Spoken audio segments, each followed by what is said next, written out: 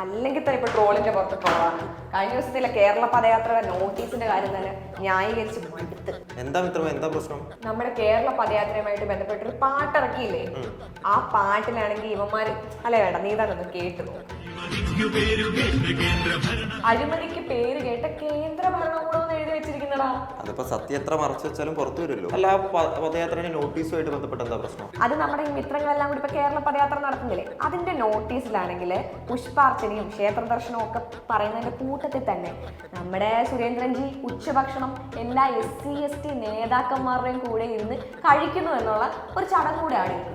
അത് കണ്ടപ്പോൾ ഇവർക്കെല്ലാം വലിയ പ്രശ്നം. അടുത്ത ജന്മത്തിൽ ബ്രാഹ്മണനായിട്ട് ജനിക്കണമെന്ന് പറയുന്ന നമ്മുടെ നേതാക്കന്മാർ SC/ST നേതാക്കന്മാരും കൂടെ ഭക്ഷണം കഴിക്കാന്ന് വെച്ചാൽ അത് വലിയ കാര്യമല്ലേ? ഇതുപോലെ നീ പോയി മറ്റേ സുരേന്ദ്രൻജി ഈ ചടങ്ങിൽ പങ്കെടുക്കുന്നതിൽ സന്തോഷമേ ഉള്ളൂ, അഭിമാനമേ ഉള്ളൂ എന്നൊക്കെ പറയുന്ന ആ പോസ്റ്റൊക്കെ ഒന്ന് ഷെയർ ചെയ്യണം. ആ ന്യായീകരണ പോസ്റ്റ് കൊണ്ടേ ഈ കാര്യമുള്ളൂ.